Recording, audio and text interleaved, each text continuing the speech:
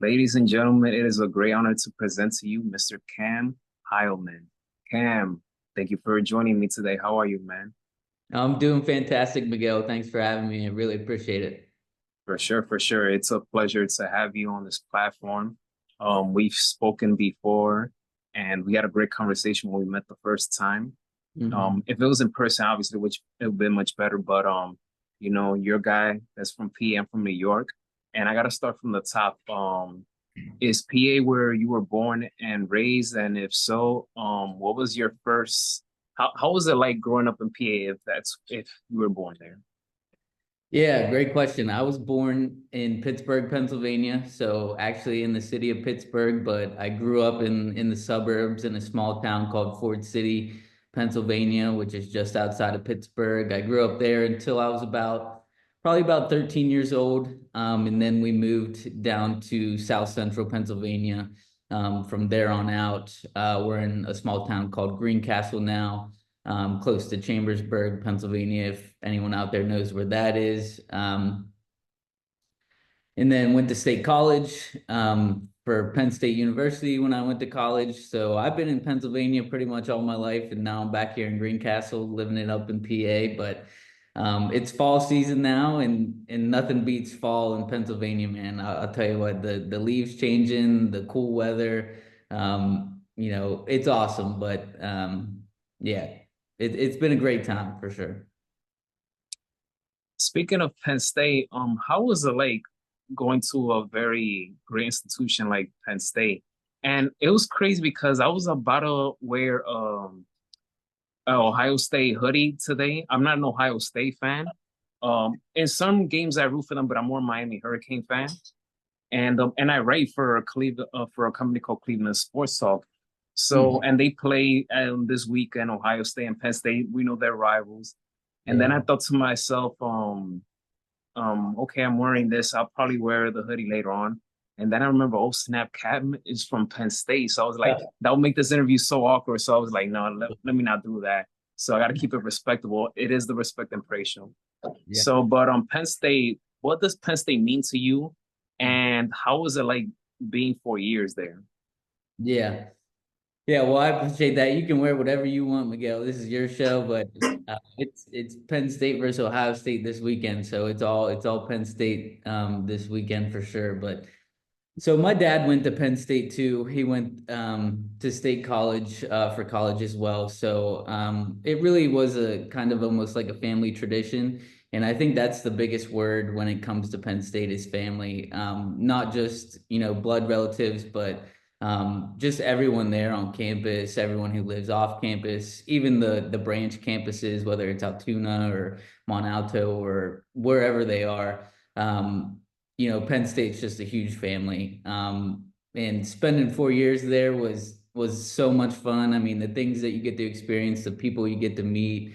There's really just nothing like it when a group and thousands of people like that come together for one cause. Because that you don't see that very much, in today's world. There's a lot of division and so seeing, the thousands of people show up in Penn State, whether it's, for a football game or whether it's a basketball game or just showing up for class and walking around campus and enjoying the presence of one another, it was very special to see and it was a fun time.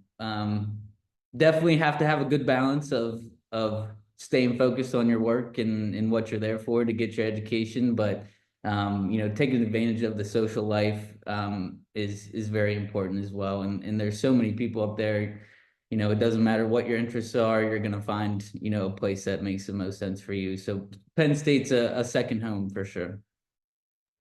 I'm glad to hear that. And in Penn State, you study enterprise risk management. So, what can you tell? You could say this in a very short sentence. Mhm. Um, Tell us what goes into enterprise risk management, and and if there's any professors or anyone Mhm. that you consider a mentor that played a huge role in the trajectory of your career, feel free to give them a shout out in this moment if you want. Yeah. Yeah, so enterprise risk management was a fairly new major when I was going through it. It was under the umbrella of risk management. So they had like enterprise risk management, they had real estate risk management, and then they also had actuarial science under that umbrella as well. So I've always been a numbers guy and got a statistics minor as well. So enterprise risk management was really like a perfect mix for me when it comes to, having numbers and statistics and also combining that with some business concepts and business aspects. It really was a great mix of being able to use both of those skill sets. And there were, several professors who had a great impact on me. There was one, and forgive me, I can't remember his name, but it was my last semester there, and um, it was enterprise risk management specific course, and he just the way, not just the way that he taught, but the things he was teaching about, not just risk management but life. It was really really cool to see. So it was a fun major, and there's 100% things that I'm using now in my real world from that education, which is cool. I want to thank you because when we first met through LinkedIn, as a person who has interest in learning about business, especially I'm in the field of sports and film, you always got to learn the business aspect to it. And Mhm. I'm just this person that I love history. I love learning all business aspects about business, and I always want to connect with people that know more than me about that area. No matter if the person is younger, older than me, it doesn't matter. If it's business, I want to learn. And I give you a lot of credit because you took the time to share with me some resources where I could read about risk management, anything like that. So I give you a lot of credit for that, and I appreciate that for you to take the time to provide value in that aspect. Yeah, 100%. I love to share everything that I know, and the field that I'm in now, which is business consulting, it's all about just making sure people are educated, whether it's a small business owner or people in their personal financial lives. We do a lot of educational stuff, which is really cool. We get to share the knowledge and the resources that we use to get that knowledge too, which is awesome. So. And that leads me to a following. You're a business development consultant for Cool Solutions. How did that come about? Yeah, it's such a funny story how it came about. I was working for a regional bank up in Pittsburgh right out of college. I was there for about 2 years, working remotely, which love it or hate it. For me, it started to get a little old. Spending 8 hours in my bedroom every day working from home. So on the side, I was building a book of insurance as well, and just prospecting and networking in my local area. And so through that, came across our founder here at Cool Hollow Solutions. His name is Mark. Um, Got connected with him probably in late 2022, just through prospecting for that book of insurance. And thinking back to it to this day, why he let me in his door when he did is incredible. But he did, and it very quickly turned into just learning about what he was doing, building Cool Hollow Solutions. And he also has Cool Hollow Financial that does some personal financial stuff as well.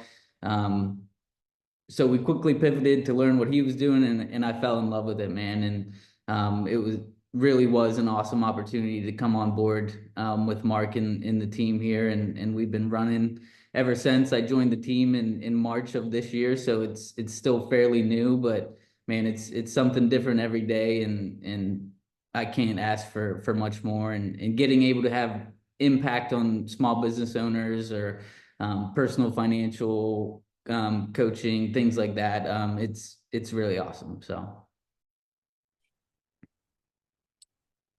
Yeah, and I wish you guys nothing but the best. Especially when we're talking about new companies on the rise. I always root for those new companies to, as long as you guys are doing something great and good for the people. Because when you're starting a company, most people get the wrong idea why they want to start companies.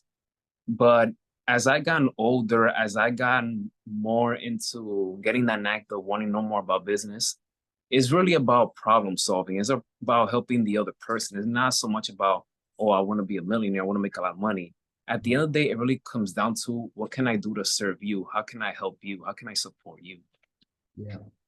No, I love that. And that's really where our core values lie as the small firm that we are. We're really focused on just being a resource in any way we can. You know, we're in a really cool spot where we um kind of get to pick and choose who we're working with. And if it's not a good fit, if we don't think that we can actually have an impact or help the business or the person, you know, we're gonna be honest and say that. And so we're really focused on just making sure that we're providing value where we can.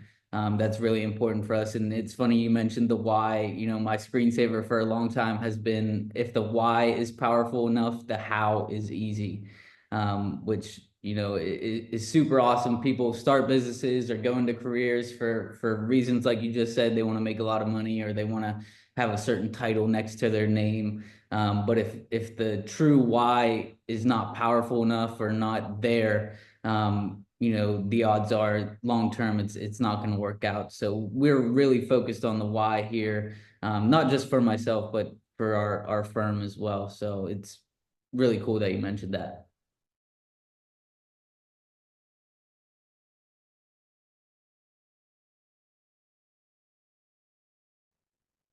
Favorite late night snack? PB&J. Ooh, man, Yeah. my guy, my guy. I'm such a big PB&J fan. Oh my Yeah. God. That Whether that's that's a weekly thing for me. Weekly.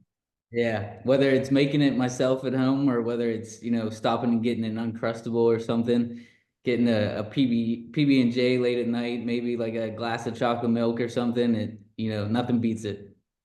The PB, do you like it crunchy or creamy? Ah, I gotta go creamy, I think. Yes, my guy. I'm a creamy guy too. Yeah. Um,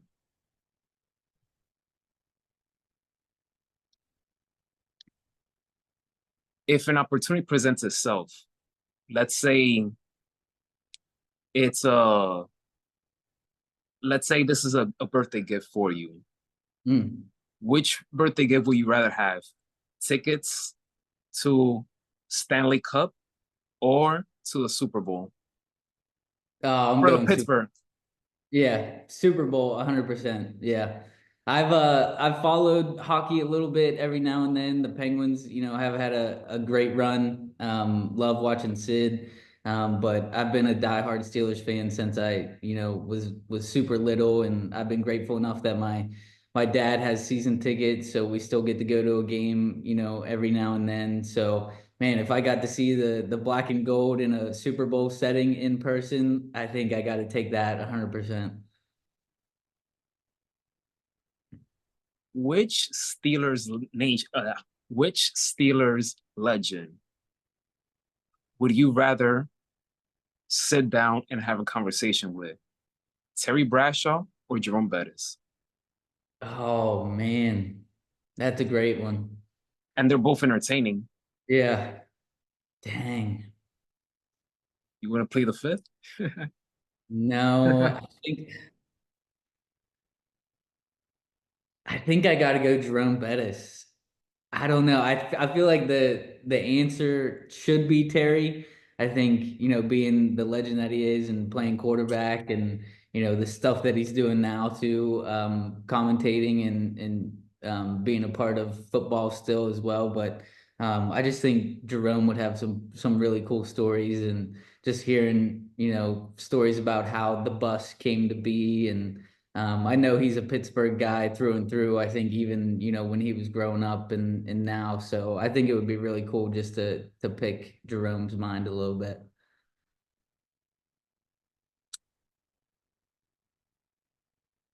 What are your top five travel destinations that you want to cross off your bucket list? Mm. Yeah, we were just talking about this the other day, with some family too, like where we'd like to go. I think number one for me is Australia, um, down under. Just the beaches and the culture and the accents are pretty cool too. So I think, you know, just getting to experience that, whether it be like Melbourne or something down in Australia. Um, would like to go to Greece as well at some point. Had friends who just recently went to Iceland, and they had pictures and stuff, and so it looked fantastic. So I think that one's maybe on there. Mm. Gotta be Italy. I've heard the food and coffee over there is just unbeatable. So getting to experience Italy in some port in some aspect. And then I gotta throw a US spot in there because I've been grateful we got to explore some of the country, when I was little, traveling around, but really, I haven't got to see a lot of the US, which is something, I want to be able to do. Um, hopefully going to go out to San Diego here in December, so that'll be fun. But um, man, where in the U.S. though? I think I'd like to go back to the Grand Canyon. I gotta go back there. I was real little last time I was there. So getting able to see that and truly appreciate, that scenery, now that I'm a little bit older, I think I got to go back to the Grand Canyon and maybe Yellowstone area. So we'll just say like that area. Nice, nice. San Diego is definitely on my list. I don't know when, but it's right there. I would Yeah. say for me, I would say San Diego, Italy, Paris. Hmm. Um, there's just so many, but that's the beauty about whether it's in the USA or outside the USA, there's just so many, Yeah. places that we have to take advantage of while we're still here. In my opinion, I have this thing where I say traveling is therapeutic. I mean, you just have to explore the different foods, different cultures. Um, Many people, they want to travel for lifestyle, but that's not my thing. My thing is about museums, culture, food, and things like that. So, and as I Yeah. got older, that's what I appreciate the most. But my final question to you is: there's gonna be people that are gonna be watching this. There's people that are interested in business. I know that you're very much young in your career, but clearly you have some knowledge. So, what advice would you give to anyone that wants to get into business? Mm. And yeah, just what advice do you have for anyone that's interested in business? Yeah. Great question. I think if you're young, old, um, haven't started a business, have started a business, whatever the case may be, I think the biggest thing is just finding something that you're truly passionate about. A lot of people want to start a business just because they want to work for themselves or they want to, be a business owner. But finding something that you really, really love to do is going to make it so much easier to find success in that business. And also one of the other things that we always say to a lot of our clients is first who, then how. So odds are you're not gonna, know the answer to every single thing that comes up when it comes to starting a business or running a business. So the easiest thing is just finding out who does know that and who's gonna be good at that for you.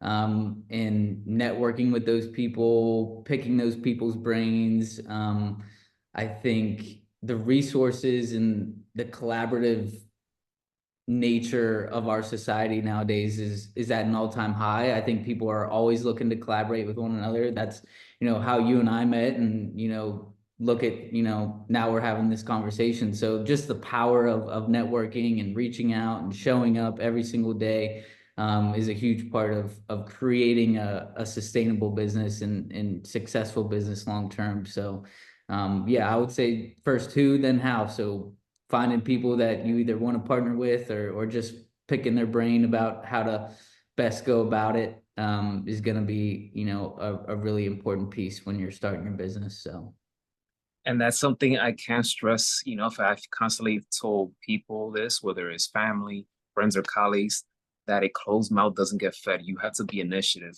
Anything that you want in this world, if you don't talk, if you don't ask questions, yeah. you're done. So you have to put yourself out there, ask questions. There's gonna be times where you're gonna get ignored. They're gonna be some no's, some yeses, but as long as you keep that going, that energy going, you know, there's gonna be a light at the end of the tunnel. So, great advice. 100%. Yep. Well, Cam, thank you so much for coming to this podcast. My respect and praise Yep. to everything that you're doing. I'm looking forward to continue to be seeing more what you'll be doing. And if you know me, if anything, I'll ask questions about anything business related, anything, because that's what it's all about. You have to surround yourself with people that are more smarter than you and more knowledgeable than you. So thank you, man. Thank you. Yeah, well, I want to thank you too, Miguel, reaching out and setting this up. I read a quote the other day. It said, silent gratitude never does anyone any good. So that's, if you're keeping gratitude in there and you're staying silent about it, that's not doing you any good, and that's not doing the person who you were meant to express that to any good as well. And so your show is a perfect example of that, branching out and giving respect and praise and gratitude to different people. You're expressing it in a really cool way. So I appreciate you having me and love what you're doing, and can't wait to stay connected and see where everything goes.